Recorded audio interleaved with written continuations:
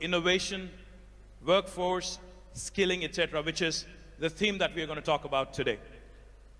On the innovation front, as it was mentioned by Ms. Trump yesterday, today we have India's largest technology incubator in Hyderabad called the T-Hub, which has been doing exceedingly well.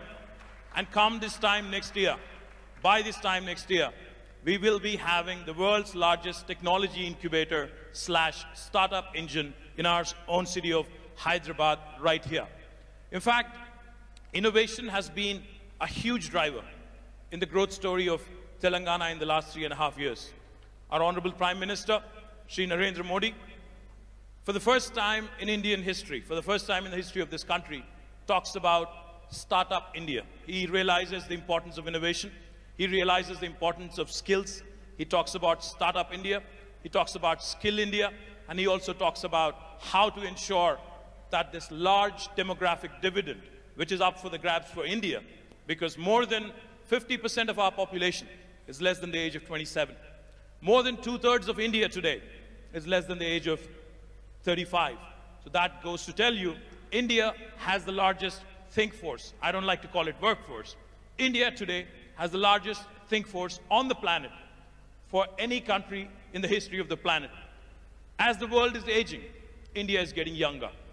As the world today, the average age goes high and high, India is getting younger and younger. But that throws up a very interesting challenge.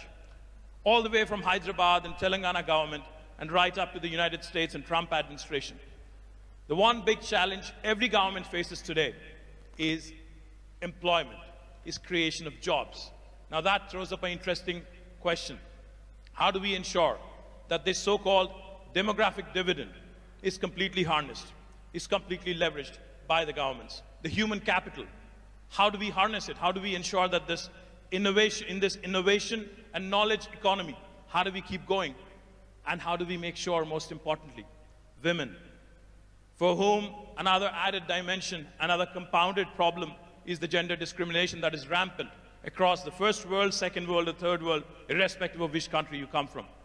So we want to talk about all these innovation, skills, how do we ensure we create jobs? How do we also ensure at the same time we create both job creators, a platform for job creators like T-Hub, and how do we also ensure that for those people who are seeking employment, how do we make sure that they're adequately skilled? How do we also ensure that they keep refreshing their skills every so often? So like I said, I have cracker of a panel, and let me start by introducing the four powerful men. I have four powerful women. I've never done this in my life, moderation. So I'm a little nervous as well, so you have to bear with me for the next 1 hour. Let me start with Chanda Kochhar, the MD and CEO of India's largest private sector bank, a woman who's won multiple awards. I can go on and on, but she's been consistently ranked among the top 100 most powerful women by Forbes and Fortune, and the winner of Woodrow Wilson Award for Corporate Citizenship. Chanda, thank you. I think you're here. Chanda Kochhar, ladies and gentlemen, a warm round of applause, please. Next, I'd like to introduce Karen Quintos, the Chief Customer Officer of Dell, the highest ranked, most senior position held by a woman in Dell is currently held by Karen Quintos. Karen works very closely on the board of Dell, the highest and the most senior most position, the executive position with Michael Dell and the entire team. So welcome, Karen. Next, we have a woman who's extremely popular, who's done significant work, who's been a tremendous pillar of support to a former UK Prime Minister, Prime Minister Blair, Sherry Blair of the Sherry Blair Foundation for Women. Ladies and gentlemen, please welcome her with a warm round of applause.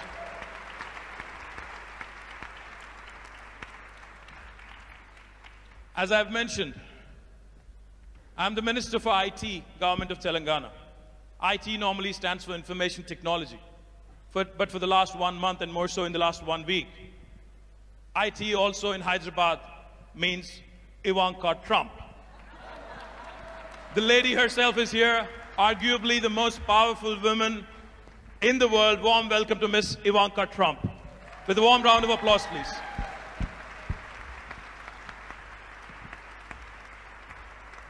I didn't know what to call her because she dons multiple responsibilities, multiple roles. So I wanted to make sure we capture this moment. We have a banker, we have an advisor to POTUS, and many, many other things also. We have a lawyer, and then we have a chief marketing and chief customer officer. So welcome, ladies, and then we can get started. Thank you very much.